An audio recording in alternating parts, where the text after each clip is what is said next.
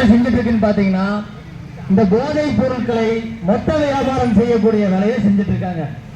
கடந்த ஒரு 2023 2024 காலகட்டங்களில் காவல்துறையினரால் கைது செய்யப்பட்ட போதைப் பொருட்கள் விற்கக்கூடிய மொத்த வியாபாரிகளினுடைய பட்டியல் ஒரு 5-6 பேர் இருக்காங்க. படிக்கிறேன் பாருங்க. ஜாபர் சாதிக் கடைசியா கைது செய்யப்பட்டவர். இவர் வந்து திராவிட முன்னேற்ற கழகத்தினுடைய அயலக பிரிவினுடைய அமைப்பாளராக இருந்திருக்காரு.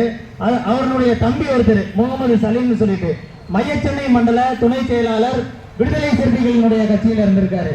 அடுத்தது இதற்கு முன்னாடி ரமணா சன்னா சின்ன வீரன், இவர் வந்து திருவாரூர் திமுக நகர பொருளாளர், நகராட்சி 24வது வார்டு திமுக கவுன்சிலர். அடுத்தது அருண்குமார் ஒருத்தர் பச்சை பெருமாள் பட்டியினுடைய திமுக கிளை செயலாளராக இருந்திருக்காரு.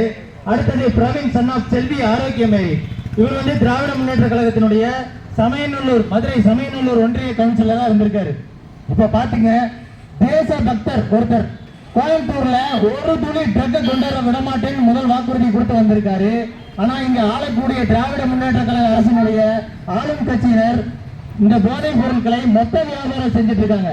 அப்படியான போதைப் பொருட்களில் இருந்து தமிழக இளைஞர்களை, கோவை இளைஞர்களை காப்பாற்றுவதற்காக நமக்கு வேட்பாளராக வந்திருக்கக்கூடிய மதிப்புக்குரிய கே அண்ணாமலைஜி அவர்களுக்கு வாக்கு சேகரிக்கும் விதமாக தமிழக இந்து இயக்க கூட்டமைப்பினுடைய அமைப்பாளர், இந்து டெமோக்ராட்டிக் ஃப்ரண்டினுடைய மாநில பொதுச் செயலாளர் சுமதி ஜலேந்திரன் அவர்கள் உங்களுடைய சிறு உரையாற்றுவார்.